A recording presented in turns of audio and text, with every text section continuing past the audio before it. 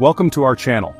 Today, we're comparing two of Southeast Asia's most dynamic nations, the Philippines and Vietnam, in a military power showdown for 2025. Both countries have complex histories, growing economies and strategic coastlines, making their military postures crucial in the Indo-Pacific. This analysis will break down their strengths, weaknesses, and the unique doctrines that shape their armed forces. We'll go beyond rankings, diving into assets, strategies, and partnerships that define their military capabilities. The Philippines, an archipelago and U.S. treaty ally, faces maritime security and internal threats, driving its modernization efforts. Vietnam, sharing a border with China, has a military forged by conflict and focused on asymmetrical warfare and resolute defense. As of August 2025, both nations are at a crossroads. The Philippines is deep into its Horizon 3 modernization, while Vietnam upgrades its arsenal with Russian and Israeli tech. The choices made in Manila and Hanoi today will shape Southeast Asia's security for decades. This isn't about predicting conflict, but understanding the tools each government wields. From soldiers to missile systems, we'll leave no stone unturned. Let's begin our fact-based examination of these two pivotal military forces. Stay tuned for a comprehensive real-world comparison. Military power starts with economic strength and budget. For 2025, Vietnam's official defense budget is about $8.5 billion, possibly closer to $10 billion with off-budget spending.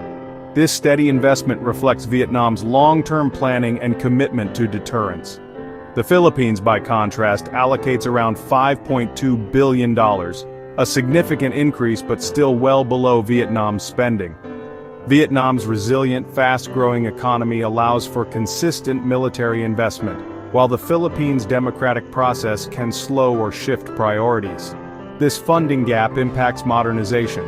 Vietnam can procure and maintain more advanced systems, while the Philippines must prioritize and phase acquisitions.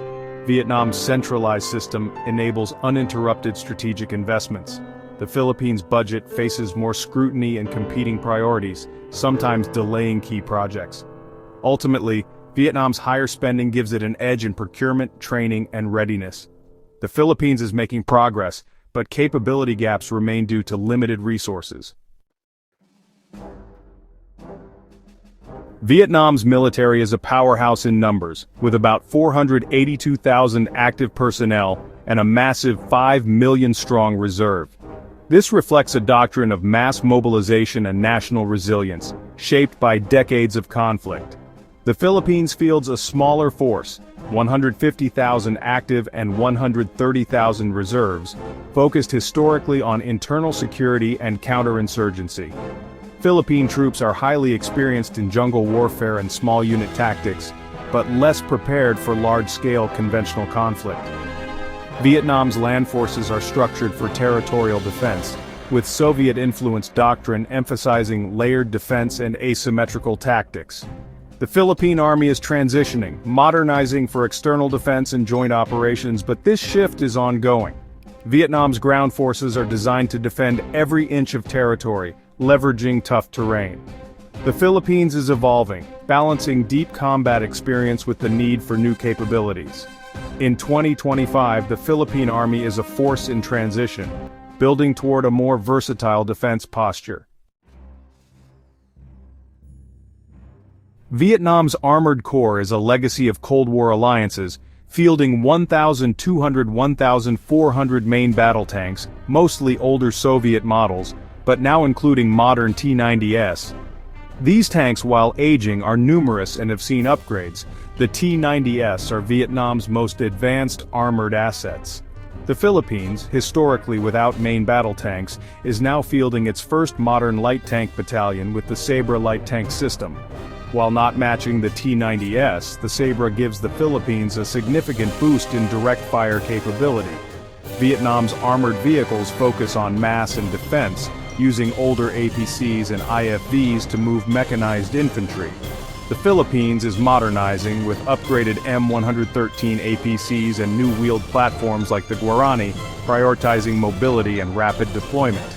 Vietnam's strategy is to overwhelm with numbers, while the Philippines aims for versatility and sustainability. The Philippine approach suits archipelagic defense and combined arms operations.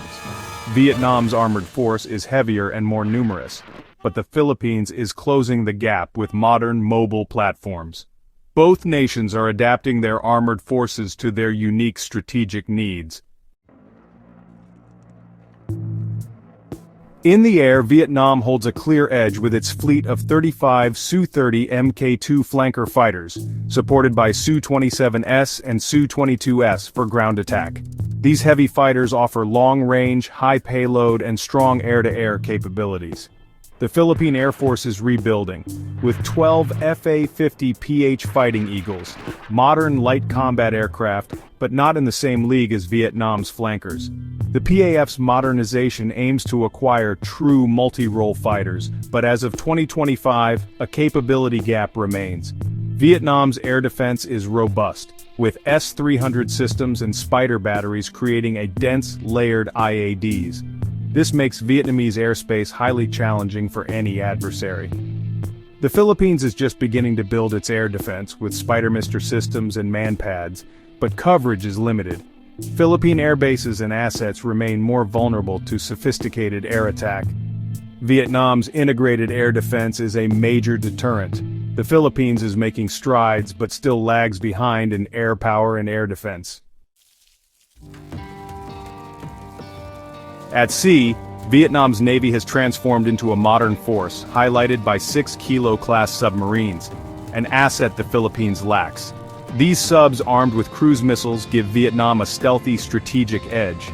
Vietnam's surface fleet includes 4 Gepard-class frigates and numerous missile-armed corvettes built for sea denial in the South China Sea. The Philippine Navy is modernizing with 2 Jose Rizal-class frigates and new patrol vessels, but its fleet is smaller and less heavily armed. Vietnam's doctrine focuses on A2/AD, making its waters dangerous for adversaries. The Philippines prioritizes maritime security and archipelagic defense, asserting sovereignty with modern frigates. The lack of submarines and fewer major combatants put the Philippines at a disadvantage. Vietnam's Navy is built for deterrence and offense. The Philippines is building a credible defensive force. Both navies are evolving, but Vietnam's is currently more formidable. The maritime balance favors Vietnam, especially in undersea warfare. Vietnam's missile arsenal is among Southeast Asia's most formidable, anchored by Bastion P systems with P-800 Onyx supersonic missiles. These mobile launchers create a lethal coastal defense, threatening ships hundreds of kilometers away. Vietnam's Kilo-class subs and Su-30 Mk2S add further missile strike capability, forming a multi-layered deterrent. The Philippines is catching up, deploying BrahMos supersonic cruise missiles with the Marine Corps, its first real anti-ship missile capability. BrahMos batteries boost Philippine coastal defense, but numbers remain limited. Philippine frigates carry Sea Star missiles and Fa-50S can deliver air-to-ground munitions, but overall missile depth is still shallow. Vietnam's long-term investment has built a comprehensive strike complex. The Philippines is making progress, but its missile force is still in early stages. Modernization and alliances are game-changers in the military balance. Vietnam's approach is steady and self-reliant, acquiring high-impact systems from Russia and Israel, and growing its domestic defense industry. Its strategy is to independently defend its interests, avoiding formal alliances. The Philippines' modernization is ambitious, but faces budget and political hurdles, progressing in phases under the revised AFP modernization program. Horizon 3 targets multi-role fighters, submarines, and advanced ships, but progress depends on sustained political will. The Philippines' biggest advantage is its alliance with the United States, anchored by the 1951 Mutual Defense Treaty. U.S. support brings advanced training, intelligence, and a powerful security umbrella. Joint exercises like Balikatan enhance interoperability and readiness. Vietnam's three no's policy means it expects to fight alone, building a military to make invasion prohibitively costly. The Philippines, by contrast, leverages alliances for deterrence and rapid capability growth. In a direct comparison, Vietnam holds the advantage, a larger, better-funded force with superior tanks, fighters, submarines, and missile defenses. Decades of focused investment have made Vietnam's military one of Southeast Asia's strongest. The Philippines, though outmatched in some areas, is rapidly modernizing, closing gaps with new frigates, light tanks, and BrahMos missiles. Its soldiers are battle-hardened from counterinsurgency, and its U.S. alliance is a powerful deterrent. Vietnam's strategy is to make its territory a death trap for invaders, a classic porcupine defense. The Philippines is building a force for archipelagic defense and regional stability, relying on both new capabilities and strategic partnerships. This isn't about conflict, but about rational responses to a complex security environment. Both nations are securing their futures in their own ways. If you found this analysis valuable, hit like, subscribe, and share your thoughts below. Your feedback fuels our next deep dive. Stay sharp and stay informed.